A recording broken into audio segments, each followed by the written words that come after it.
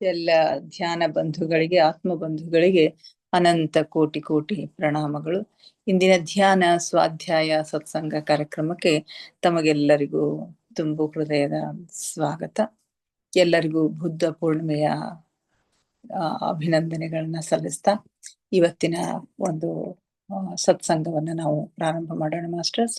ಮೊಟ್ಟ ಮೊದಲಿಗೆ ನಮ್ಮೆಲ್ಲರ ಧ್ಯಾನ ಗುರುಗಳಾದ ಪರಮ ಪೂಜ್ಯರಾದ ಬ್ರಹ್ಮಶ್ರೀ ಪಿತಾಮಹ ಡಾಕ್ಟರ್ ಸುಭಾಷ್ ಪತ್ರಿಜಿಯವರ ಚರಣ ಕಮಲಗಳಿಗೆ ವಂದಿಸುತ್ತಾ, ಗುರುಮಾತಾ ಸ್ವರ್ಣಮಾಲಾ ಅಮ್ಮನವರ ಪಾದ ಕಮಲಗಳಿಗೆ ನಮಿಸುತ್ತಾ, ನಮ್ಮೆಲ್ಲರ ಚೈತನ್ಯ ಶಕ್ತಿಯಾಗಿರ್ತಕ್ಕಂಥ ಮಹಾವತಾರ ಬಾಬಾ ಅವರನ್ನ ನಮ್ಮ ಮಂದಿರದಲ್ಲಿ ಸ್ಮರಿಸುತ್ತಾ, ನನ್ನ ಗುರುಗಳಾದ ತಟವಾಲಿ ಬಾಬಾ, ಬರ್ಫಾನಿ ಬಾಬಾ, ಮಹದಾನಂದ ಬಾಬಾಜಿಯವರನ್ನ ನನ್ನ ಹೃದಯ ಮಂದಿರದಲ್ಲಿ ಸ್ಮರಿಸುತ್ತಾ, ನಮ್ಮ ಮಾರ್ಗದರ್ಶಕ ಗುರುಗಳಾದ ಡಾಕ್ಟರ್ ಜೀವಂದ್ರ ಕೇತಪ್ಪ ಸರ್ ಅವರಿಗೆ ವಂದಿಸುತ್ತಾ, ಅಯ್ಯಪ್ಪ ಪಿಂಡಿ ಸರ್ ಅವರಿಗೆ ವಂದಿಸುತ್ತಾ, ಎಲ್ಲ ಆಸ್ಟ್ರಲ್ ಮಾಸ್ಟರ್ಸ್ಗಳಿಗೆ, ಪಿರಮಿಡ್ ಮಾಸ್ಟರ್ಸ್ಗಳಿಗೆ ವಂದಿಸುತ್ತಾ, ಸೀತಾ ಮಾತೆ, ಯಶೋಧರಾ ಮಾತೆ, ವಸುಂಧರಾ ಮಾತೆಯರಿಗೆ ವಂದಿಸುತ್ತಾ, ಅವರೆಲ್ಲರ ಚೈತನ್ಯ ಶಕ್ತಿಯೊಂದಿಗೆ ನಮ್ಮ ಚೈತನ್ಯ ಶಕ್ತಿಯನ್ನು ಅನುಸಂಧಾನಗೊಳಿಸುತ್ತಾ ನಾವಿಂದಿನ ಸ್ವಾಧ್ಯಾಯವನ್ನು ಆರಂಭಿಸೋಣ ಮಾಸ್ಟರ್ಸ್.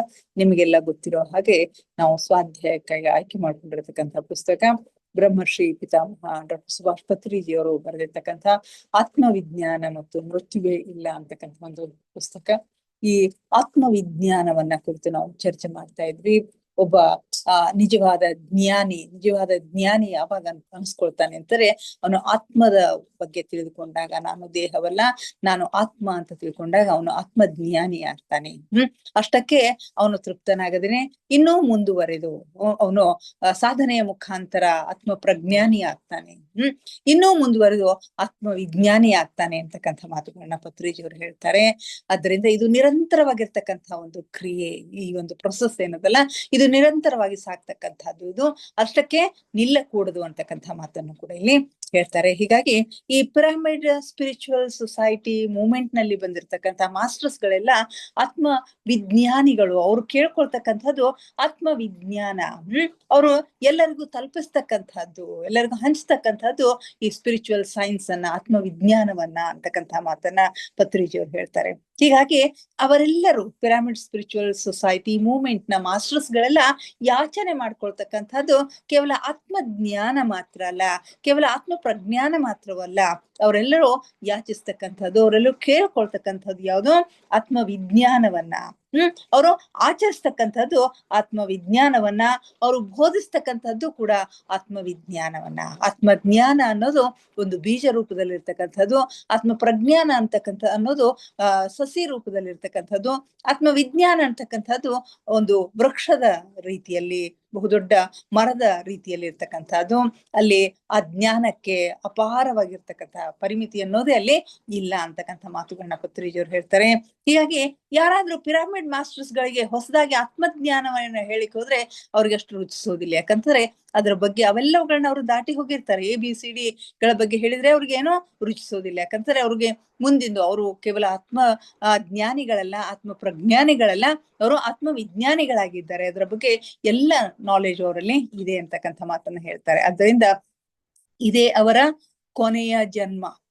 ಈ ಪಿರಮಿಡ್ ಸ್ಪಿರಿಚುವಲ್ ಸೊಸೈಟಿ ಮೂವ್ಮೆಂಟ್ ನ ಮಾಸ್ಟರ್ಸ್ ಗಳೇನದಾರಲ್ಲ, ಅವರಿಗೆ ಇದೇ ಅವರ ಕೊನೆಯ ಜನ್ಮ. ಇನ್ನು ಅವರು ಈ ಭೂಮಿಯ ಮೇಲೆ ಕಲಿತುಕೊಳ್ಳುವುದು ಏನೂ ಇಲ್ಲ. ತಾವು ಕಲಿತುಕೊಂಡಿದ್ದೆಲ್ಲ, ತಮ್ಮಲ್ಲಿ ಇರುವ ಜ್ಞಾನವೆಲ್ಲ ಎಲ್ಲರಿಗೂ ಹಂಚ್ತಾರೆ. ಅವ್ರು ಮಾಡ್ತಕ್ಕಂಥ ಕೆಲಸ ಏನು? ತಾನು ಎಷ್ಟು ಕಲ್ಕೊಂಡಿದ್ದೀನೋ ಅದೆಲ್ಲವನ್ನ, ತನ್ನಲ್ಲಿರ್ತಕ್ಕಂಥ ಜ್ಞಾನವನ್ನ ಇತರಿಗೆ ಹಂಚ್ತಕ್ಕಂಥ ಕೆಲಸ ಮಾಡ್ತಾರೆ. ಇದು ಪಿರಮಿಡ್ ಸ್ಪಿರಿಚುವಲ್ ಮಾಸ್ಟರ್ಸ್ ಗಳ ಒಂದು ವಿಶೇಷ ಸ್ಥಿತಿ. ಆತ್ಮಜ್ಞಾನಿ ಆದವನು ತನಗೆ ತಿಳಿದಿರುವುದು ಎಲ್ಲರಿಗೂ ಬೋಧಿಸಲಿಕ್ಕೆ ಪ್ರಯತ್ನ ಮಾಡ್ಬೇಕು. ಒಬ್ಬ ಆತ್ಮಜ್ಞಾನಿ ಆಗಿರ್ತಕ್ಕಂಥವನು ತನಗೆ ತಿಳಿದಿರೋದನ್ನ ಎಲ್ಲರಿಗೂ ಹೇಳಲಿಕ್ಕೆ, ಬೋಧಿಸ್ಲಿಕ್ಕೆ ಪ್ರಯತ್ನಿಸ್ಬೇಕು. ಬೋಧನೆ ಮಾಡಿದ್ರೆ ಜ್ಞಾನ ಮತ್ತಷ್ಟು ಹೆಚ್ಚಾಗ್ತದ. ಬೋಧನೆ ಮಾಡುವುದರ ಜೊತೆಯಲ್ಲಿ ಸ್ವಾಧ್ಯಾಯ ಮಾಡ್ತಾ ಇದ್ರೆ ಆತ್ಮ ಪ್ರಜ್ಞಾನಿ ಪೂರ್ಣ ಸತ್ಯ ಬೋಧಕನಾಗಿ ಬದಲಾಗ್ತಾನೆ. ತನಗೇನು ತಿಳಿದಿದೆಯೋ ಅದನ್ನ ಇತರರಿಗೆ ಬೋಧಿಸ್ಲಿಕ್ಕೆ ಶುರು ಮಾಡಿದ್ರೆ, ಹೇಳಲಿಕ್ಕೆ ಶುರು ಮಾಡಿದ್ರೆ, ಅದ್ರ ಜೊತೆಗೆ ಸ್ವಾಧ್ಯಾಯವನ್ನ ಮಾಡಿದ್ರೆ ಅವನಿಗೆ ಆತ್ಮ ಪ್ರಜ್ಞಾನ ಸಿಗ್ತದ. ಆ ಆತ್ಮ ಪ್ರಜ್ಞಾನಿ ಪೂರ್ಣ ಸತ್ಯ ಬೋಧಕನಾಗಿ ಬದಲಾಗ್ತಾನೆ. ಹಾಗೆ ಪೂರ್ಣ ಸತ್ಯ ಬೋಧಕನಾದವನೇ ಒಬ್ಬ ಬೋಧಿಸತ್ವನಾಗ್ತಾನೆ.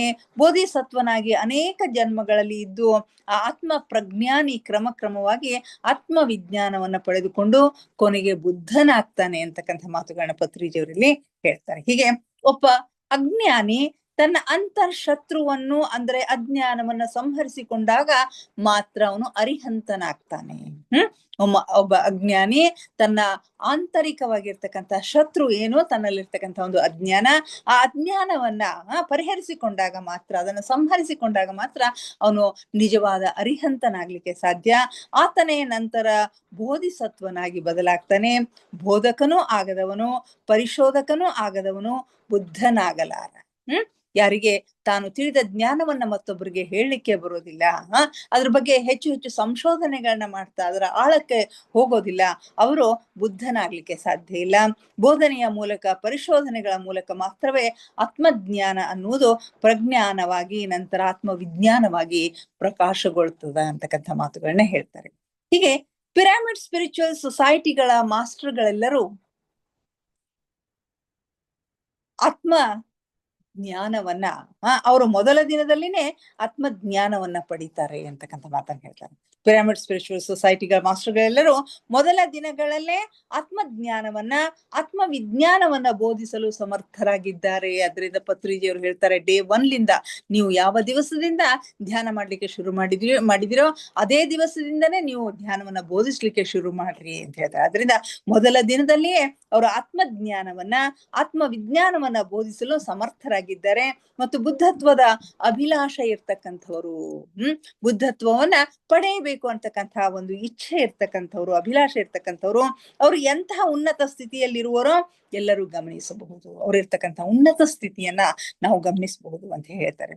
ಪಿರಮಿಡ್ ಮಾಸ್ಟರ್ಸ್ ಏನು ಬೋಧಿಸುತ್ತಾರೆ? ಎಲ್ಲ ಪಿರಮಿಡ್ ಮಾಸ್ಟರ್ಸ್ಗಳು ಬೋಧಿಸ್ತಕ್ಕಂಥದ್ದು ಕೇವಲ ಎರಡು ಅಂಶಗಳು. ಒಂದು ಹಿಂಸಾ ಛೋಡೋ, ಇನ್ನೊಂದು ಹಂಸ ಪಕಡೋ. ಹಿಂಸೆ ಅಂತಂದ್ರೆ ತುಚ್ಛವಾದ ಮಾಂಸ ಭಕ್ಷಣೆಯನ್ನ ನಿಲ್ಲಿಸಬೇಕು, ಜೀವ ಹಿಂಸೆಯನ್ನ ನಿಲ್ಲಿಸಬೇಕು. ಇನ್ನು ಹಂಸ ಅಂತಂದ್ರೆ ಶ್ವಾಸವನ್ನ, ಹಂಸ ಪಕಡು ಅಂದ್ರೆ ಶ್ವಾಸವನ್ನ ಹಿಡಿದುಕೊಳ್ಳಿ, ಅಂದ್ರೆ ಶ್ವಾಸದ ಮೇಲೆ ಗಮನ ಹರಿಸಿ. ಯಾರು ತಕ್ಷಣ ಇದನ್ನು ತಿಳಿದು ಆಚರಣೆಯಲ್ಲಿ ತೊಡಗುತ್ತಾರೋ ಅಂಥವ್ರಿಗೆ ನಾಡಿ ಮಂಡಲ ಶುದ್ಧವಾಗುತ್ತೆ. ಯಾರು ಮಾಂಸಾಹಾರವನ್ನ ತ್ಯಜಿಸ್ತಾರೋ, ಯಾರು ಶ್ವಾಸದ ಮೇಲೆ ನಿರಂತರವಾಗಿರ್ತಕ್ಕಂಥ ಗಮನವನ್ನ ಇಟ್ಟು ಸಾಧನೆಯನ್ನ ಮಾಡ್ತಾರೋ ಅಂಥವ್ರಿಗೆ ನಾಡಿ ಮಂಡಲ ಶುದ್ಧವಾಗಿ, ದಿವ್ಯ ಚಕ್ಷು ಉತ್ತೇಜಿತವಾಗಿ, ದಿವ್ಯ ಅನುಭವಗಳನ್ನ ಪಡೆದು ಬೋಧಿಸತ್ವರಾಗಿ ಇತರ ಸ್ಪಿರಿಚುವಲ್ ಮಾಸ್ಟರ್ ಒಂದಿಗೆ ತಮ್ಮ ಅನುಭವಗಳನ್ನ ಹಂಚಿಕೊಳ್ತಾರೆ. ಸೊ ಅವರು ನಾಡಿ ಮಂಡಲ ಎಲ್ಲ ಶುದ್ಧ ಆಗಿ, ಮೂರನೆಯ ಕಣ್ಣು ಉತ್ತೇಜಿತವಾಗಿ ಅವರು ಇತರ ಸ್ಪಿರಿಚುವಲ್ ಮಾಸ್ಟರ್ಸ್ ಗಳೊಂದಿಗೆ ತಮ್ಮ ಅನುಭವಗಳನ್ನ ಹಂಚಿಕೊಳ್ತಾರೆ. ಮಾಸ್ಟರ್ಸ್ ಗಳ ಆನಂದವೇ ಆನಂದ, ಆನಂದವೇ ಬೋಧಿಸತ್ವರಿಗೆ ಆಹಾರ. ಆ ಬೋಧಿಸತ್ವರಿಗೆ ಆಹಾರ ಏನು? ಮಾಸ್ಟರ್ಸ್ ಗಳು ಪಡಿತಕ್ಕಂಥ ಆನಂದ. ಪಿರಮಿಡ್ ಸ್ಪಿರಿಚುವಲ್ ಮಾಸ್ಟರ್ಗಳೆಲ್ಲರೂ ಎಲ್ಲರ ಹತ್ತಿರ ಕೋರಿಕೊಳ್ಳುವುದು ಇದೆ, ಮತ್ತೇನನ್ನೂ ಅವರು ಕೇಳುವುದಿಲ್ಲ ಅಂತ ಹೇಳಿ ಹೇಳ್ತಾರೆ. ತಮ್ಗೇನು ತಿಳಿದಿದೆಯೋ ಅದನ್ನ ಇತರರಿಗೂ ನಾವು ಹಂಚತಕ್ಕಂಥ ಕೆಲಸವನ್ನ ಮಾಡಬೇಕು. ನಮ್ಮಲ್ಲಿ ಇರ್ತಕ್ಕಂಥ ಧ್ಯಾನದ ಒಂದು ಶಕ್ತಿಯಿಂದಾಗಿ, ಆ ಸಾಧನೆಯ ಬಲದಿಂದಾಗಿ ಇತರ ಮಾಸ್ಟರ್ಸ್ ಗಳ ಒಂದು ಭೇಟಿ ಆಗ್ತಕ್ಕಂಥದ್ದನ್ನ, ಅವರ ಜೊತೆಗೆ ಅನುಭವಗಳನ್ನ ಹಂಚಿಕೊಳ್ತಕ್ಕಂಥದ್ದನ್ನ, ಅವರ ಅನುಭವಗಳನ್ನ ಕೇಳ್ತಕ್ಕಂಥದ್ದನ್ನ ನಾವು ಮಾಡಬೇಕು ಅಂತಕ್ಕಂಥ ಮಾತುಗಳನ್ನ ಹೇಳ್ತಾರೆ. ಹೀಗೆ ಧ್ಯಾನ ಪರಾಕಾಷ್ಠತೆ, ಸ್ವಾಧ್ಯಾಯ ಪರಾಕಾಷ್ಠತೆ, ಸಜ್ಜನ ಸಾಂಗತ್ಯ ಪರಾಕಾಷ್ಠತೆಗಳಲ್ಲಿರುವಾಗ ಆತ್ಮವಿಜ್ಞಾನ ರಂಗದಲ್ಲಿರುತ್ತೇವೆ, ರಂಗೇರಿರುತ್ತದೆ ಅಂತ ಅನ್ನುವ ಮಾತುಗಳನ್ನು ಕೂಡ ಇಲ್ಲಿ ಹೇಳ್ತಾರೆ. ಯಾವ ವ್ಯಕ್ತಿ, ಯಾವ ಒಂದು ಆತ್ಮ ಧ್ಯಾನದ ಪರಾಕಾಷ್ಠತೆಯಲ್ಲಿರುತ್ತೋ, ಧ್ಯಾನದ ಅತ್ಯಂತ ಉನ್ನತ ಹಂತದಲ್ಲಿ ಇರ್ತದೋ, ಸ್ವಾಧ್ಯಾಯದ ಪರಾಕಾಷ್ಠತೆಯಲ್ಲಿರ್ತದೋ, ಸಜ್ಜನ ಸಾಂಗತ್ಯದ ಪರಾಕಾಷ್ಠತೆಯಲ್ಲಿರ್ತದೋ, ಅಲ್ಲಿ ಆತ್ಮವಿಜ್ಞಾನ ಅಂತಕ್ಕಂಥದ್ದು ಅತ್ಯಂತ ಉನ್ನತ ಮಟ್ಟದಲ್ಲಿರುತ್ತೆ. ಆ ಆತ್ಮವಿಜ್ಞಾನದ ರಂಗದಲ್ಲಿ ನಾವು ಇರ್ತೀವಿ, ಅಥವಾ ಅದು ರಂಗೇರಿರುತ್ತೆ ಅಂತಕ್ಕಂಥ ಮಾತುಗಳನ್ನ ಹೇಳ್ತಾರೆ. ಅಲ್ಪಜ್ಞಾನ, ಅಲ್ಪ ಸ್ವಾಧ್ಯಾಯ, ಅಲ್ಪ ಸಜ್ಜನ ಸಾಂಗತ್ಯ, ಇವುಗಳ ಮೂಲಕ ಆತ್ಮಜ್ಞಾನದಲ್ಲಿಯೇ ನಾವು ಇರ್ತೀವಿ. ಅಲ್ಪಜ್ಞಾನವನ್ನ ಪಡಿತಕ್ಕಂಥ, ಅಲ್ಪಜ್ಞಾನಕ್ಕೆ ನಾವು ಸಂತೃಪ್ತರಾದ್ರೆ, ಅಲ್ಪ ಸಜ್ಜನ ಸಾಂಗತ್ಯಕ್ಕೆ ನಾವು ಸಂತೃಪ್ತರಾದ್ರೆ, ಮತ್ತು ಅಲ್ಪ ಸ್ವಾಧ್ಯಾಯಕ್ಕೆ ಸಂತೃಪ್ತರಾದ್ವಿ ಅಂತಂದ್ರೆ ನಾವು ಆತ್ಮಜ್ಞಾನದಲ್ಲಿ ಮಾತ್ರ ಇರ್ತೀವಿ. ಆದ್ರೆ ಆತ್ಮವಿಜ್ಞಾನಿಗಳಾಗಿ ಬದಲಾಗುವುದಿಲ್ಲ. ಕಟ್ಟ ಕಡೆಯದಾಗಿ ಎಲ್ಲರೂ ಆತ್ಮವಿಜ್ಞಾನಿಗಳಾಗಲೇಬೇಕು. ಎಲ್ಲರೂ ಒಂದಿಲ್ಲ ಒಂದು ದಿವಸ ಆತ್ಮವಿಜ್ಞಾನಿಗಳು ಆಗ್ಲೇಬೇಕು. ಅದು ಒಂದು ನಿರಂತರ ಪ್ರವಾಹದ ರೀತಿಯಲ್ಲಿ ಸಾಗ್ತಾ ಇರುತ್ತೆ. ತಿಳಿದುಕೊಳ್ಳುತ್ತಿದ್ದರೆ ಇನ್ನೂ ತಿಳಿದುಕೊಳ್ಳಬೇಕೆಂಬ ತೃಷೆ ಉಂಟಾಗುತ್ತದೆ. ಈ ಸ್ಥಿತಿಯಲ್ಲಿ ರಮಣ ಮಹರ್ಷಿಯವರು ಆತ್ಮಪ್ರಜ್ಞಾನಿ, ಪತ್ರಿಜಿಯವರು ಹೇಳ್ತಾರೆ ಈ ಒಂದು ದೃಷ್ಟಿಯಿಂದ ನೋಡಿದಾಗ ರಮಣ ಮಹರ್ಷಿಗಳು ಮಹಾ ಬಹುದೊಡ್ಡ ಮಹರ್ಷಿಗಳವರು, ಅವರು ಕೂಡ ಆತ್ಮ ಪ್ರಜ್ಞಾನದ ಹಂತದಲ್ಲಿ ಇದ್ರು ಅಂತಕ್ಕಂಥ ಮಾತನ್ನ ಹೇಳ್ತಾರೆ. ಅವರು ಪ್ರಜ್ಞಾನವನ್ನು ನೀಡಿದ್ದಾರೆ. ಅವರು ಆತ್ಮವಿಜ್ಞಾನಿ ಅಲ್ಲ. ಅವರೊಬ್ಬ ಆತ್ಮಜ್ಞಾನಿ, ಆತ್ಮ ಪ್ರಜ್ಞಾನಿ ಅಂತ ಹೇಳ್ತಾರೆ. ಆದ್ರೆ ಅವರು ಆತ್ಮವಿಜ್ಞಾನಿ ಅಲ್ಲ. ಅವರ ಹತ್ರ ಆತ್ಮಜ್ಞಾನ ಮತ್ತು ಆತ್ಮ ಪ್ರಜ್ಞಾನದ ಸಲುವಾಗಿ ಮಾತ್ರ ಹೋಗಬಹುದು, ಆದ್ರೆ ಆತ್ಮವಿಜ್ಞಾನ ಸಲುವಾಗಿ ಮಾತ್ರ ಇನ್ನೊಬ್ಬ ಮಾಸ್ಟರ್ಗಳನ್ನ ನಾವು ಹುಡುಕೊಳ್ಬೇಕು ಅಂತಕ್ಕಂಥ ಮಾತನ್ನ ಹೇಳ್ತಾರೆ. ಹೀಗೆ ನಾವು ಸಕಲವನ್ನು ಎಲ್ಲರ ಹತ್ತಿರ ಇನ್ನೂ ಹೆಚ್ಚಾಗಿ ಕಲಿತುಕೊಳ್ಳುವ ಪ್ರಯತ್ನ ಮಾಡಬೇಕು. ಎಲ್ಲವನ್ನು ಯಾರು ಬಲ್ಲವರೋ ಅವರ ಬಳಿ ನಾವು ಕಲಿತುಕೊಳ್ತಕ್ಕಂಥ ಒಂದು ಪ್ರಯತ್ನವನ್ನ ಮಾಡಬೇಕು. ತಿರುಪತಿ ಒಂದು ಪಟ್ಟಣನೇ ಸರಿ, ಅದಕ್ಕಿಂತ ದೊಡ್ಡ ಪಟ್ಟಣ ಚೆನ್ನೈ ಇದೆ, ಅದಕ್ಕಿಂತ ದೊಡ್ಡ ಪಟ್ಟಣ ವಾಷಿಂಗ್ಟನ್, ನ್ಯೂಯಾರ್ಕ್ ಅಂತ ಹೇಳಿ ಇದೆ. ಹೀಗಾಗಿ ಯೋಗಿಗಳಲ್ಲಿ, ಮಾಸ್ಟರ್ಗಳಲ್ಲಿ ಒಬ್ಬರನ್ನು ಮೀರಿಸಿ ಇನ್ನೊಬ್ರು ಇರ್ತಾರೆ. ಹೀಗಾಗಿ ನಾವು ಒಬ್ಬರ ಹತ್ತಿರನೇ ಇದ್ರೆ ಕೂಪ ಮಂಡೂಕದ ರೀತಿಯಲ್ಲಿ ನಮ್ಮ ಜ್ಞಾನ ಆ ಸ್ಥಿತಿಯಲ್ಲಿನೇ ಇರುತ್ತೆ. ಹೀಗಾಗಿ ನಾವು ದೊಡ್ಡ ದೊಡ್ಡ ಜ್ಞಾನಿಗಳು, ಮಾಸ್ಟರ್ಸ್ಗಳ ಬಳಿ ನಮಗೆ ಏನು ಬೇಕು ಆ ಜ್ಞಾನವನ್ನ ಪಡೀಬೇಕು ಅಂತಕ್ಕಂಥ ಮಾತನ್ನ ಪತ್ರಿಜಿಯವರಿಗೆ ಹೇಳ್ತಾರೆ. ರಮಣ ಮಹರ್ಷಿ ಆತ್ಮ ಪ್ರಜ್ಞಾನದ ಸಲುವಾಗಿ ವಿಚಾರಣೆ ಅನ್ನುವ ಮಾರ್ಗವನ್ನ ಕೊಟ್ಟಿದ್ದಾರೆ. ರಮಣ ಮಹರ್ಷಿಗಳು ಆತ್ಮ ಪ್ರಜ್ಞಾನದ ಸ್ಥಿತಿಯಲ್ಲಿ ಅದರ ಸಲುವಾಗಿ ವಿಚಾರಣೆ ಅಂತಕ್ಕಂಥ ಒಂದು ಮಾರ್ಗವನ್ನ ಕೊಟ್ಟಿದ್ದಾರೆ. ಆದ್ರೆ ಯೋಗ ಎನ್ನುವುದನ್ನು ಕೊಡಲಾಗದೆ ಹೋದರು, ಅದು ಯೋಗವನ್ನ ಕೊಡ್ಲಿಲ್ಲ. ವಿಚಾರಣೆ ಎನ್ನುವುದು ವೇದಾಂತಕ್ಕೆ ದಾರಿ ಮಾಡಿಕೊಡ್ತದ, ಆದ್ರೆ ಯೋಗಕ್ಕೆ ದಾರಿ ಮಾಡಿಕೊಡೋದಿಲ್ಲ ಅಂತಕ್ಕಂಥ ಮಾತನ್ನ ಹೇಳ್ತಾರೆ. ಸ್ವಾನುಭವಕ್ಕೆ ದಾರಿ ತೋರಿಸುವುದಿಲ್ಲ. ಇದು ವಿಚಾರಣೆ ಅಂತಕ್ಕಂಥದ್ದು ವೇದಾಂತಕ್ಕೆ ದಾರಿ ತೋರಿಸ್ತದ, ಸ್ವಾನುಭವಕ್ಕೆ, ಸ್ವ ಅನುಭವಕ್ಕೆ ಅದು ದಾರಿ ತೋರಿಸುವುದಿಲ್ಲ. ಅದರಿಂದ ಅವರ ಅನುಯಾಯಿಗಳು ಯಾರೋ ಕನಿಷ್ಠ ಆತ್ಮಜ್ಞಾನಿಗಳಾಗಿ, ಯೋಗಿಗಳಾಗಿ ಸಹ ತಯಾರಾಗದೆ ಹೋಗಿದ್ದಾರೆ ಅಂತಕ್ಕಂಥ ಮಾತನ್ನ ಹೇಳ್ತಾರೆ.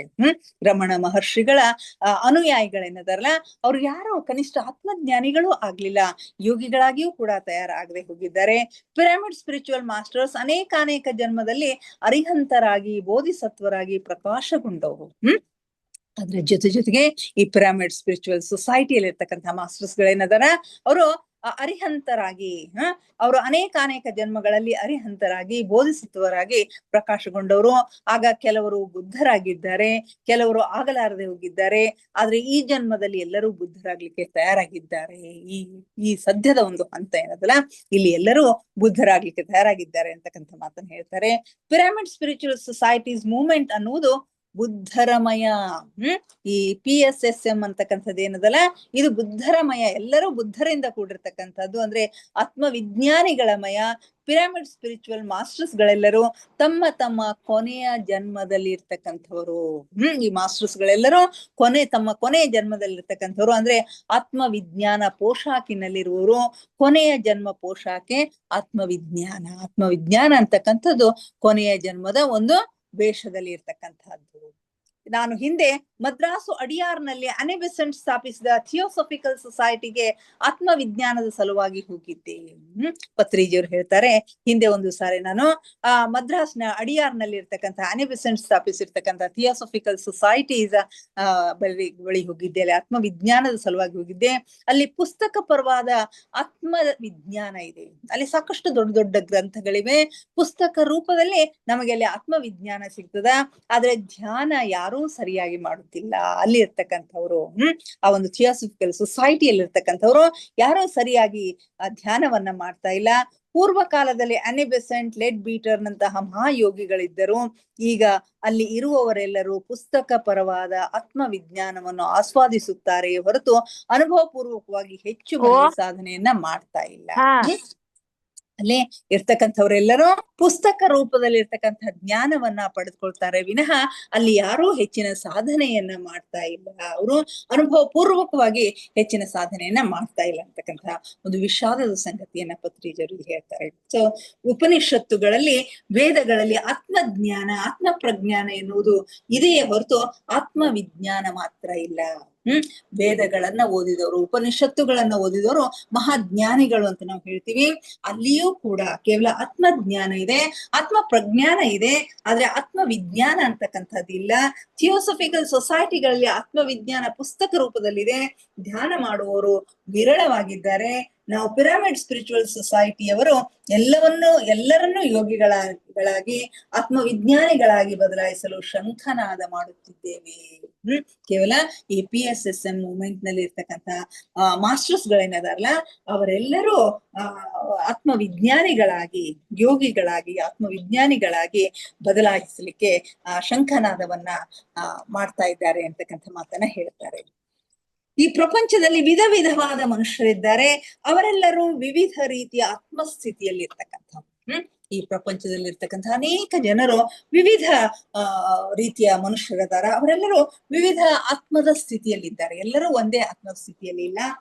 ಕೆಲವೊಂದು ಆತ್ಮಸ್ಥಿತಿಗಳು ಯಾವುವು ಅನ್ನೋದನ್ನ ವಿವರಿಸಿದ್ದಾರೆ. ಮೊದಲನೇದು ಶೈಶವಾತ್ಮ, ಅಂದ್ರೆ ಶಿಶು ಅವಸ್ಥೆಯಲ್ಲಿರ್ತಕ್ಕಂಥ ಆತ್ಮ. ಈ ಆತ್ಮ ಸ್ಥಿತಿಯಲ್ಲಿರುವವರು ಯಾರು ಏನು ಹೇಳಿದರೂ ಆಲಿಸುವ, ಈ ಶೈಶವ ಅವಸ್ಥೆಯಲ್ಲಿರ್ತಕ್ಕಂಥವ್ರು, ಶಿಶುವಿನ ಅವಸ್ಥೆ, ಆತ್ಮದ ಪ್ರಾರಂಭದ ಅವಸ್ಥೆ ಅಥವಾ ಬಾಲ್ಯಾವಸ್ಥೆ ಅಂತ ನಾವು ಏನ್ ಹೇಳ್ತೀವಲ್ಲ, ಈ ಅವಸ್ಥೆಯಲ್ಲಿರ್ತಕ್ಕಂಥವ್ರು ಯಾರು ಏನ್ ಹೇಳ್ತಾರೋ ಅದೆಲ್ಲವನ್ನ ಕೇಳ್ತಾರೆ. ನನ್ನ ಕೈ ಹಿಡಿದು ನಡೆಸು ಅನ್ನುವಂತೆ ಹಿಂದುವಾಗಿ ಹುಟ್ಟಿದರೆ ದೇವಸ್ಥಾನಕ್ಕೆ, ಮಹಮ್ಮದಿಯನಾದರೆ ಮಸೀದಿಗೆ ಹೋಗಿ ಬರುತ್ತಾರೆ. ಇವರು ಮೂಲಾಧಾರ ಚಕ್ರದಲ್ಲಿ ಇರ್ತಕ್ಕಂಥವ್ರು, ಶೈಶವ ಅವಸ್ಥೆಯಲ್ಲಿ ಇರ್ತಕ್ಕಂಥ ಆತ್ಮದ ಸ್ಥಿತಿಯಲ್ಲಿ ಇರ್ತಕ್ಕಂಥವ್ರು ಯಾರು ಏನ್ ಹೇಳ್ತಾರೋ ಅದನ್ನೆಲ್ಲ ಕೇಳ್ತಾರೆ. ಬಹಳಷ್ಟು ಅಂತಂದ್ರೆ ಹಿಂದೂ ಆಗಿದ್ರೆ ದೇವಸ್ಥಾನಕ್ಕೆ ಹೋಗ್ತಾನೆ, ಮುಸಲ್ಮಾನ್ ಆಗಿದ್ರೆ ಮಸೀದಿಗೆ ಹೋಗ್ತಾನೆ. ಆಮೇಲೆ ಇವರೆಲ್ಲರೂ ಮೂಲಾಧಾರ ಚಕ್ರದ ಸ್ಥಿತಿಯಲ್ಲಿ ಇರ್ತಕ್ಕಂಥವ್ರು. ಇನ್ನು ಎರಡನೇ ಹಂತ ಬಾಲ್ಯಾತ್ಮ. ಈ ಆತ್ಮಸ್ಥಿತಿಯಲ್ಲಿ ಇರುವವರು ಸ್ವಲ್ಪ ಅಥಾರಿಟಿ ತೋರಿಸ್ತಾರೆ. ದೇವಾಲಯಕ್ಕೆ ಹೋಗಿ, ಚರ್ಚ್ಗೆ ಹೋಗಿ, ಮಸೀದಿಗೆ ಹೋಗಿ ಅಂತ ಹೇಳಿ ಉಳಿದ ಶೈಶವಾತ್ಮಗಳ ಮೇಲೆ ಒಂದು ರೀತಿಯ ಒಂದು ಅಥಾರಿಟಿಯನ್ನ, ದೊಡ್ಡಸ್ತಿಕೆಯನ್ನ ತೋರಿಸ್ತಾರೆ. ಇವರು ಸ್ವಾಧಿಷ್ಠಾನ ಚಕ್ರದ ಸ್ಥಿತಿಯಲ್ಲಿ ಇರ್ತಕ್ಕಂಥವ್ರು, ಸ್ವಾಧಿಷ್ಠಾನದ ಹಂತದಲ್ಲಿ ಇರ್ತಕ್ಕಂಥವ್ರು. ಇನ್ನು ಮೂರನೇದು ಯುವಾತ್ಮ, ಯುವ ಆತ್ಮ. ಈ ಆತ್ಮಸ್ಥಿತಿಯಲ್ಲಿರುವವರು ಪೀಠಾಧಿಪತಿಗಳು, ಮತಾಧಿಪತಿಗಳು, ಮತಾಧಿಕಾರಿಗಳು, ರಾಜಕೀಯ ನಾಯಕರು ಮೊದಲಾದವರು. ನಮ್ಮ ಮತವೇ ದೊಡ್ಡದು, ನಮ್ಮ ಪಾರ್ಟಿಯೇ ದೊಡ್ಡದು ಅಂತ ತಮ್ಮನ್ನು ತಾವು ಪ್ರಶಂಸೆ ಮಾಡಿಕೊಳ್ತಕ್ಕಂಥವ್ರು. ಇವರು ಮಣಿಪುರ ಚಕ್ರಕ್ಕೆ ಸಂಬಂಧಿಸಿದವರು. ಮೇಲೆ ಮಣಿ, ಒಳಗೆ ಟೊಳ್ಳಾಗಿರ್ತಕ್ಕಂಥವ್ರು. ಅಂದ್ರೆ ಸಾಧನೆ ಏನೂ ಇಲ್ಲ, ಮೇಲ್ ಮಾತ್ರ ಇವರು ತಮ್ಮ ಸ್ಥಿತಿಯನ್ನ ತಾವು ಇಂಥವ್ರು ಅಂತ ಹೇಳಿ ಪೀಠಾಧಿಪತಿಗಳು, ರಾಜಕೀಯ ನಾಯಕರು ಅಂತ ಹೇಳಿ ಹೇಳ್ಕೊಳ್ತಕ್ಕಂಥವ್ರು ಆಗಿರ್ತಾರೆ. ಇವರು ಮಣಿಪುರ ಚಕ್ರಕ್ಕೆ ಸಂಬಂಧಿಸಿರ್ತಕ್ಕಂಥವ್ರು. ಇನ್ನು ಪ್ರೌಢಾತ್ಮ, ಈ ಸ್ಥಿತಿಯಲ್ಲಿ ಇರುವವರು ಶಾಂತವಾಗಿ, ಅಹಿಂಸಾಯುತವಾಗಿ ಇದ್ದು ವಿಶೇಷ ಕ್ರಿಕೆಟರ್ ಆಗಿಯೋ, ವಿಶೇಷ ಪೇಂಟರ್ ಆಗಿಯೋ, ಇಲ್ಲ ವಿಶೇಷ ವ್ಯಾಪಾರ ಮಾಡುತ್ತಲೇ, ಇಲ್ಲವೇ ಕರ್ಮಯೋಗದಲ್ಲಿ ಇರುತ್ತಾರೆ ವಿನಃ ಧ್ಯಾನ ಮಾಡುವುದಿಲ್ಲ. ಪ್ರೌಢಾತ್ಮ ಏನಂತಾರಲ್ಲ, ಇವರು ಕೂಡ ಶಾಂತರಾಗಿರ್ತಾರೆ, ಅಹಿಂಸಾವಾದಿಗಳಾಗಿರ್ತಾರೆ. ಮತ್ತು ಯಾವುದೋ ಒಂದು ವಿಶೇಷ ಸಾಧನೆಯನ್ನ ಮಾಡಿರ್ತಕ್ಕಂಥ ಒಬ್ಬ ಒಳ್ಳೆ ಕ್ರಿಕೆಟರ್ ಆಗಿರ್ಬೋದು, ವಿಶೇಷ ಪೇಂಟರ್ ಆಗಿರ್ಬೋದು, ಒಬ್ಬ ಆರ್ಟಿಸ್ಟ್ ಆಗಿರ್ಬೋದು, ವಿಶೇಷ ವ್ಯಾಪಾರ ಮಾಡ್ತಿರ್ಬೋದು, ಅಥವಾ ಯಾವುದೋ ಒಂದು ಕರ್ಮ ಯೋಗದಲ್ಲಿ ಅವನು ಇರಬಹುದು. ಇವರು ಇಷ್ಟೆಲ್ಲ ಕೆಲಸ ಮಾಡ್ತಾರೆ ವಿನಃ ಧ್ಯಾನ ಮಾಡುವುದಿಲ್ಲ. ಇವರು ಅನಾಹತ ಚಕ್ರದಲ್ಲಿ ಇರ್ತಕ್ಕಂಥವ್ರು. ಇನ್ನು ಮುಂದಿನ ಹಂತ ಒಂದು ವೃದ್ಧಾತ್ಮ. ಈ ಆತ್ಮಸ್ಥಿತಿಯಲ್ಲಿ ಇರುವವರು ನಾನು ಯಾರು, ಎಲ್ಲಿಂದ ಬಂದೆ, ಈ ಸೃಷ್ಟಿಯ ರಹಸ್ಯ ಏನು, ಭಗವತ್ ತತ್ವ ಏನು ಎಂದು ಜಿಜ್ಞಾಸೆ ಉಳ್ಳವರಾಗಿ ಇರುವ ಒಂದು ಆತ್ಮದ ಸ್ಥಿತಿ. ಈ ವೃದ್ಧಾತ್ಮದ ಸ್ಥಿತಿ ಏನಂತಲ್ಲ, ಇಲ್ಲಿ ಪ್ರಶ್ನೆ ಹುಟ್ಕೊಳ್ಳಿಕ್ಕೆ ಶುರು ಮಾಡುತ್ತೆ. ಎಲ್ಲಿಂದ ಬಂದೆ, ರಹಸ್ಯ ಏನು, ಭಗವತ್ ತತ್ವ ಏನ್ ಹೇಳ್ತದ ತಿಳಿದುಕೊಳ್ಳುವ ಒಂದು ಸ್ಥಿತಿಯಲ್ಲಿ ಇರ್ತಾರೆ. ಈ ಸ್ಥಿತಿಯಿಂದಲೇ ಮೊಟ್ಟ ಮೊದಲ ಬಾರಿಗೆ ಧ್ಯಾನ ಮಾಡಬೇಕು ಅಂತಕ್ಕಂಥ ಒಂದು ಅಭಿರುಚಿ ಉಟ್ಕೊಳ್ಳಿಕ್ಕೆ ಶುರು ಮಾಡ್ತದ. ಇವರು ಧ್ಯಾನ ಸಾಧನೆ ಪ್ರಾರಂಭ ಮಾಡಿದವರು, ಧ್ಯಾನವನ್ನು ತೀವ್ರವಾಗಿ ಮುಂದುವರಿಸುತ್ತಿರುವವರು, ವಿಶುದ್ಧ ಚಕ್ರದಲ್ಲಿರ್ತಕ್ಕಂಥವ್ರು. ಇವರು ತೀವ್ರವಾಗಿರ್ತಕ್ಕಂಥ ಧ್ಯಾನವನ್ನು ಮಾಡ್ತಕ್ಕಂಥವ್ರು, ವಿಶುದ್ಧ ಚಕ್ರದಲ್ಲಿ ಇರ್ತಕ್ಕಂಥವ್ರು, ತಮ್ಮ ನಡೆ ನುಡಿಗಳನ್ನ ಶುದ್ಧ ಮಾಡಿಕೊಂಡಿರ್ತಕ್ಕಂಥವ್ರು ಅಂತಕ್ಕಂಥ ಮಾತನ್ನ. ಇನ್ನು ಮುಂದಿನ ಹಂತ ವಿಮುಕ್ತಾತ್ಮ. ನಾವು ಆತ್ಮಜ್ಞಾನವನ್ನು ಸಂಪಾದಿಸಿಕೊಂಡು ತಾವಾಗಿ ಅರಿಹಂತರಾಗಿ ತದನಂತರ ವೃದ್ಧಾತ್ಮಗಳನ್ನು ವಿಮುಕ್ತರನ್ನಾಗಿ ಮಾಡಲಿಕ್ಕೆ ನಿರಂತರ ಕೃಷಿ ಮಾಡುತ್ತಿರುವವು. ಈ ವಿಮುಕ್ತಾತ್ಮಗಳು ಅಂತಂದ್ರೆ ತಾವು ಆತ್ಮಜ್ಞಾನವನ್ನ ಸಂಪಾದಿಸಿಕೊಂಡಿರ್ತಾರೆ. ಅಷ್ಟೇ ಅಲ್ದೇನೆ ತಾವಾಗಿ ಅರಿಹಂತರಾಗಿ ನಂತರ ಈ ವೃದ್ಧ ಆತ್ಮಗಳಿಗೆ ವಿಮುಕ್ತರನ್ನಾಗಿ ಮಾಡ್ಲಿಕ್ಕೆ ನಿರಂತರವಾಗಿರ್ತಕ್ಕಂತಹ ಕೆಲಸದಲ್ಲಿ ತೊಡಕೊಂಡಿರ್ತಕ್ಕಂಥವ್ರು ಇವರೇ ಧ್ಯಾನದಲ್ಲಿ ನಮಗೆ ಕಾಣಿಸುವ ಆಸ್ಟ್ರಲ್ ಮಾಸ್ಟರ್ಸ್ಗಳು, ಧ್ಯಾನದಲ್ಲಿ ನಮಗೆ ಕಾಣ್ತಕ್ಕಂತಹ ಮಾಸ್ಟರ್ಸ್ಗಳು ಅಂತ ಹೇಳ್ತಾರೆ. ಯಾಕಂದ್ರೆ ಇವರು ಈ ಆತ್ಮಜ್ಞಾನಿಗಳನ್ನ, ವೃದ್ಧಾತ್ಮಗಳನ್ನ ವಿಮುಕ್ತಿಯ ಸ್ಥಿತಿಗೆ, ಇನ್ನೂ ಮೇಲಿನ ಹಂತಕ್ಕೆ ಕರೆದುಕೊಂಡು ಹೋಗ್ತಕ್ಕಂಥ ಒಂದು ಕೆಲಸವನ್ನ ಮಾಡ್ತಾ ಇರ್ತಾರೆ. ಸಾಧನೆಯಲ್ಲಿ ತೊಡಗಿದಾಗ ನಮಗೆ ಆಗ ಭೇಟಿ ಕೊಡ್ತಕ್ಕಂಥ ಆಸ್ಟ್ರಲ್ ಮಾಸ್ಟರ್ಸ್ಗಳು ಈ ಹಂತದಲ್ಲಿ ಇರ್ತಾರೆ. ಇನ್ನು ಕೊನೆಯದಾಗಿ ಪರಮಾತ್ಮ ಸ್ಥಿತಿ. ಒಂದು ಪರಮಾತ್ಮ ವಿಮುಕ್ತಾತ್ಮ ಎಷ್ಟೋ ಮಂದಿಯನ್ನು ಆತ್ಮವಿಜ್ಞಾನಿಗಳಾಗಿ ತಯಾರು ಮಾಡಿದಾಗಲೇ ಪರಮಾತ್ಮ ಸ್ಥಿತಿಗೆ ಅವನು ಸೇರಿಕೊಳ್ತಾನೆ. ವಿಮುಕ್ತಾತ್ಮನಾಗಿರ್ತಕ್ಕಂಥವನು ಎಷ್ಟೋ ಜನ ಎಷ್ಟೋ ಜನ ಜ್ಞಾನಿಗಳನ್ನ, ಆತ್ಮವಿಜ್ಞಾನಿಗಳನ್ನಾಗಿ ತಯಾರಿ ಮಾಡಿದಾಗ ಮಾತ್ರ ಅವನು ಆ ಪರಮಾತ್ಮ ಸ್ಥಿತಿಗೆ ಸೇರ್ಕೊಳ್ತಾನೆ. ಆ ಆತ್ಮಸ್ಥಿತಿ ಎಲ್ಲ ಆತ್ಮಸ್ಥಿತಿಗಳಿಗಿಂತಲೂ ಅತ್ಯಂತ ಉನ್ನತವಾಗಿರ್ತಕ್ಕಂಥ ಸ್ಥಿತಿ ಅಂತಂದ್ರೆ ಆ ಪರಮ ಆತ್ಮ, ಪರಮೇಶ್ವರನ ಸ್ಥಿತಿ. ಅವನಿಗೆ ಇರುವಷ್ಟೇ ಶಕ್ತಿ ಸಾಮರ್ಥ್ಯಗಳು ಅಲ್ಲಿ ಅವನಿಗೆ ಸಿಗ್ತಾವೆ. So Shiva, Parvati, Blavatsky, Don, Juan ರಂತಹ ಈಗ ಪರಮ ಆತ್ಮಸ್ಥಿತಿಯಲ್ಲಿರುವವರು ಒಂದು ಪರಮಾತ್ಮ ಮಾತ್ರವೇ ಇನ್ನೊಂದು ಪರಮಾತ್ಮವನ್ನ ಅರ್ಥ ಮಾಡಿಕೊಳ್ಳಬಹುದು. ನಮಗೆ ಅರ್ಥ ಆಗ್ತಕ್ಕಂತಹ ಭಾಷೆಯಲ್ಲಿ ಹೇಳ್ಬೇಕು ಅಂದ್ರೆ ಶಿವ, ಪಾರ್ವತಿ, ದೇವಾನುದೇವತೆಗಳೇನಂತೀವಲ್ಲ, ಅವರೆಲ್ಲರೂ ಈ ಪರಮಾತ್ಮ ಸ್ಥಿತಿಯಲ್ಲಿ ಇರ್ತಕ್ಕಂಥವರು. ಒಂದು ಪರಮ ಆತ್ಮವೇ ಇನ್ನೊಂದು ಪರಮ ಆತ್ಮವನ್ನ ಅರ್ಥ ಮಾಡ್ಕೊಳ್ಬಹುದು. ಈ ಆತ್ಮದ ಪೂರ್ಣ ಪರಿಣಾಮ ಕ್ರಮವನ್ನು ಪೂರ್ಣವಾಗಿ ತಿಳಿದುಕೊಳ್ಳುವುದೇ ಆತ್ಮವಿಜ್ಞಾನ. ಈ ಆತ್ಮದ ಪೂರ್ಣ ಪರಿಣಾಮದ ಕ್ರಮವನ್ನ ಸಂಪೂರ್ಣವಾಗಿ ತಿಳಿದುಕೊಳ್ಳುವುದೇ ಆತ್ಮವಿಜ್ಞಾನ. ಪಿರಮಿಡ್ ಸ್ಪಿರಿಚುವಲ್ ಸೊಸೈಟಿಯವರು ನಿರ್ದೇಶಿಸಿದ ಪುಸ್ತಕಗಳನ್ನು ಓದಿದ್ರೆ ಅಖಂಡವಾದ ಆತ್ಮವಿಜ್ಞಾನ ಲಭಿಸುತ್ತದೆ. ಈ PSSM ಅವರು ಆ ಸೊಸೈಟಿ ಮೂವ್ಮೆಂಟ್ ನಲ್ಲಿ ಇರ್ತಕ್ಕಂಥ ಮಾಸ್ಟರ್ಸ್ಗಳು ಸೂಚಿಸಿರ್ತಕ್ಕಂಥ, ಅವರು ಹೇಳಿರ್ತಕ್ಕಂಥ ಪುಸ್ತಕಗಳನ್ನ ಓದಿದ್ರೆ ನಮಗೆ ಅಖಂಡವಾಗಿರ್ತಕ್ಕಂಥ ಆತ್ಮವಿಜ್ಞಾನ ಸಿಗುತ್ತೆ ಅಂತಕ್ಕಂಥ ಒಂದು ಹಿಂಟ್ ಅನ್ನ ಇಲ್ಲಿ ಪತ್ರಿಜಿಯವರು ನಮಗೆ ಕೊಡ್ತಾರೆ. ಈಗ ಪಿರಮಿಡ್ ಸ್ಪಿರಿಚುವಲ್ ಮಾಸ್ಟರ್ಸ್ ಹಾಗೂ ಎಲ್ಲ ಧ್ಯಾನಿಗಳ ಧ್ಯಾನ ಅನುಭವಗಳನ್ನು ಕೇಳಿದ್ರೆ ಅಖಂಡ ಆತ್ಮವಿಜ್ಞಾನ ಲಭ್ಯವಾಗುತ್ತದೆ. ಈ PSSM ನಲ್ಲಿರ್ತಕ್ಕಂಥ ಅನೇಕ ಧ್ಯಾನಿಗಳು ಕೇವಲ ಧ್ಯಾನ ಮಾಡ್ತಕ್ಕಂಥದ್ದು, ಕೇವಲ ಸತ್ಸಂಗ ಮಾಡ್ತಕ್ಕಂಥದ್ದು, ಕೇವಲ ಈ ಸ್ವಾಧ್ಯಾಯ ಮಾಡ್ತಕ್ಕಂಥದ್ದು ಅಷ್ಟೇ ಮಾಡೋದಿಲ್ಲ. ಅವರು ತಮ್ಮೆಲ್ಲ ಅನುಭವಗಳನ್ನ ಹಂಚಿಕೊಳ್ತಾರೆ. ಹೊಸ ಹೊಸ ಮಾಸ್ಟರ್ಸ್ಗಳು ತಮಗೆ ಆಗಿರ್ತಕ್ಕಂಥ ಧ್ಯಾನದ ಅನುಭವಗಳನ್ನ ಹಂಚಿಕೊಳ್ತಾರೆ. ಈ ಧ್ಯಾನದ ಅನುಭವಗಳನ್ನ ಕೇಳಿದ್ರೆ ನಮಗೆ ಅಖಂಡವಾಗಿರ್ತಕ್ಕಂಥ ಜ್ಞಾನ ವಿಜ್ಞಾನ ಲಭ್ಯವಾಗುತ್ತದೆ. ನಿರಂತರವಾಗಿ ಧ್ಯಾನ ಮಾಡುತ್ತಾ ಇದ್ರೆ ದಿವ್ಯ ಚಕ್ಷು ಉತ್ತೇಜಿತವಾಗುತ್ತೆ. ಈ ಎಲ್ಲಗಳನ್ನ ಮಾಡ್ತಾ, ಸ್ವತಃ ಧ್ಯಾನ ಮಾಡ್ತಾ, ಸತ್ಸಂಗದಲ್ಲಿ ಇದ್ದುಕೊಂಡು ಸ್ವಾಧ್ಯಾಯವನ್ನ ಮಾಡ್ತಾ, ಎಲ್ಲರ ಅನುಭವಗಳನ್ನ ಕೇಳ್ತಾ ನಿರಂತರವಾಗಿರ್ತಕ್ಕಂಥ ಒಂದು ಧ್ಯಾನದಲ್ಲಿ ನಾವು ಇದ್ದಾಗ, ಸಾಧನೆಯಲ್ಲಿ ಇದ್ದಾಗ ದಿವ್ಯ ಚಕ್ಷು, ನಮ್ಮ ಮೂರನೇ ಕಣ್ಣು ಉತ್ತೇಜಿತವಾಗುತ್ತದೆ. ನಂತರ ಧ್ಯಾನದಲ್ಲಿ ಕಾಣಿಸುವ ಮಾಸ್ಟರ್ಸ್ ಗಳನ್ನು ಉಪಯೋಗಿಸಿಕೊಂಡ್ರೆ ಅಖಂಡವಾದ ಆತ್ಮವಿಜ್ಞಾನ ನಮಗೆ ಲಭಿಸುತ್ತದೆ. ಇದು ಆತ್ಮದ ಒಂದು ಸಂಪೂರ್ಣ ಪರಿಜ್ಞಾನ, ಆತ್ಮದ ಬಗ್ಗೆ ಇರ್ತಕ್ಕಂಥ ಒಂದು ಸಂಪೂರ್ಣ ಪರಿಜ್ಞಾನ ಅಂತಕ್ಕಂಥ ಮಾತುಗಳನ್ನ ಹೇಳ್ತಾ ಇಲ್ಲಿ ಆತ್ಮವಿಜ್ಞಾನಕ್ಕೆ ಮುಕ್ತಾಯವನ್ನ ಹೇಳ್ತಾ ಇದ್ದಾರೆ ಮಾಸ್ಟರ್ಸ್. ಇಲ್ಲಿಗೆ ಇವತ್ತಿನ ಸ್ವಾಧ್ಯಾಯವನ್ನ ಮುಗಿಸೋಣ. ಮುಂದಿನ ಹಂತಗಳಲ್ಲಿ ಮೃತ್ಯುವೇ ಇಲ್ಲ ಅಂತಕ್ಕಂಥ ಒಂದು ಭಾಗವನ್ನ ನಾನು ತೆಗೆದುಕೊಳ್ತೀನಿ.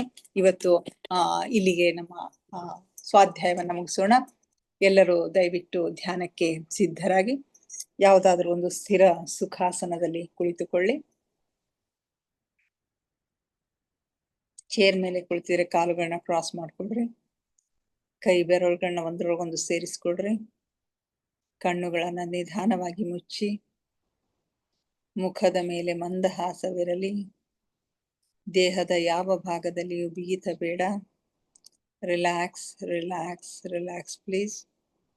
ಮೊಟ್ಟ ಮೊದಲಿಗೆ ನಮ್ಮೆಲ್ಲರ ಧ್ಯಾನ ಗುರುಗಳಾದ ಪರಮ ಪೂಜ್ಯರಾದ ಬ್ರಹ್ಮರ್ಷಿ ಪಿತಾಮಹ ಡಾಕ್ಟರ್ ಸುಭಾಷ್ ಪತ್ರಿಜಿಯವರ ಚರಣ ಕಮಲಗಳಿಗೆ ವಂದಿಸುತ್ತಾ, ಗುರುಮಾತಾ ಸ್ವರ್ಣಮಾಲಾ ಅಮ್ಮನವರ ಪಾದ ಕಮಲಗಳಿಗೆ ನಮಿಸುತ್ತಾ, ನಮ್ಮೆಲ್ಲರ ಚೈತನ್ಯ ಶಕ್ತಿಯಾಗಿರ್ತಕ್ಕಂಥ ಮಹಾವತಾರ ಬಾಬಾ ಅವರನ್ನ ನಮ್ಮ ಹೃನ್ ಮಂದಿರದಲ್ಲಿ ಸ್ಮರಿಸುತ್ತಾ, ನನ್ನ ಗುರುಗಳಾದ ತಟ್ವಾಲಿ ಬಾಬಾ, ಬರ್ಫಾನಿ ಬಾಬಾ, ಮಹದಾನಂದ ಬಾಬಾಜಿಯವರನ್ನ ನನ್ನ ಹೃದಯ ಮಂದಿರದಲ್ಲಿ ಸ್ಮರಿಸುತ್ತಾ, ನಮ್ಮ ಮಾರ್ಗದರ್ಶಕ ಗುರುಗಳಾದ ಡಾಕ್ಟರ್ ಜೀವಂದರ್ ಕೇತಪ್ಪ ಸರ್ ಅವರಿಗೆ ವಂದಿಸುತ್ತಾ, ಅಯ್ಯಪ್ಪ ಪಿಂಡಿ ಸರ್ ಅವರಿಗೆ ವಂದಿಸುತ್ತಾ, ಎಲ್ಲ ಆಸ್ಟ್ರಲ್ ಮಾಸ್ಟರ್ಸ್ಗಳಿಗೆ, ಪಿರಮಿಡ್ ಮಾಸ್ಟರ್ಸ್ಗಳಿಗೆ ವಂದಿಸುತ್ತಾ, ಸೀತಾಮಾತೆ, ಯಶೋಧರ ಮಾತೆ, ವಸುಂಧರಾ ಮಾತೆಯರಿಗೆ ವಂದಿಸುತ್ತಾ ಅವರೆಲ್ಲರ ಚೈತನ್ಯ ಶಕ್ತಿಯೊಂದಿಗೆ ನಮ್ಮ ಚೈತನ್ಯ ಶಕ್ತಿಯನ್ನು ಅನುಸಂಧಾನಗೊಳಿಸುತ್ತಾ ನಾವಿಂದಿನ ಧ್ಯಾನವನ್ನ ಆರಂಭಿಸೋಣ ಮಾಸ್ಟರ್ಸ್. ನಮ್ಮ ಈ ಧ್ಯಾನಕ್ಕೆ ಅವರೆಲ್ಲರನ್ನು ಆತ್ಮಪೂರ್ವಕವಾಗಿ ಆಹ್ವಾನಿಸೋಣ. ಅವರೆಲ್ಲರೂ ಜ್ಯೋತಿ ಸ್ವರೂಪದಲ್ಲಿ ಬಂದು ನಮ್ಮ ಜೊತೆಗೆ ಕುಳಿತು ಧ್ಯಾನಿಸುತ್ತಿದ್ದಾರೆ ಎಂದು ಭಾವಿಸಿಕೊಳ್ಳುತ್ತಾ ನಾವಿಂದಿನ ಧ್ಯಾನವನ್ನ ಆರಂಭಿಸೋಣ ಮಾಸ್ಟರ್ಸ್. ಕೇವಲ ಸಹಜ ಶ್ವಾಸದ ಮೇಲೆ ಗಮನ. ಒಳ ಹೋಗುವ ಉಸಿರು, ಹೊರಬರುವ ಉಸಿರನ್ನು ನಿರಂತರವಾಗಿ ಏಕಧಾರಿಯಾಗಿ ಗಮನಿಸಿ ಮಾಸ್ಟರ್ಸ್.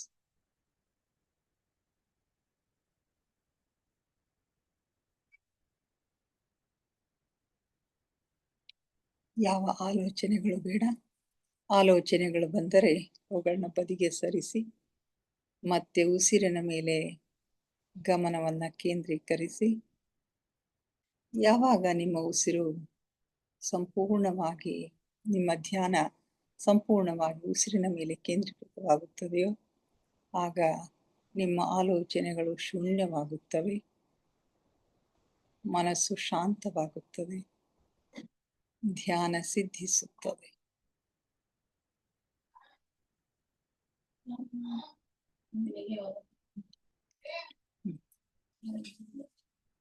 ಧ್ಯಾನವನ್ನ ಮುಂದುವರಿಸಿ ಮಾಸ್ಟರ್ಸ್.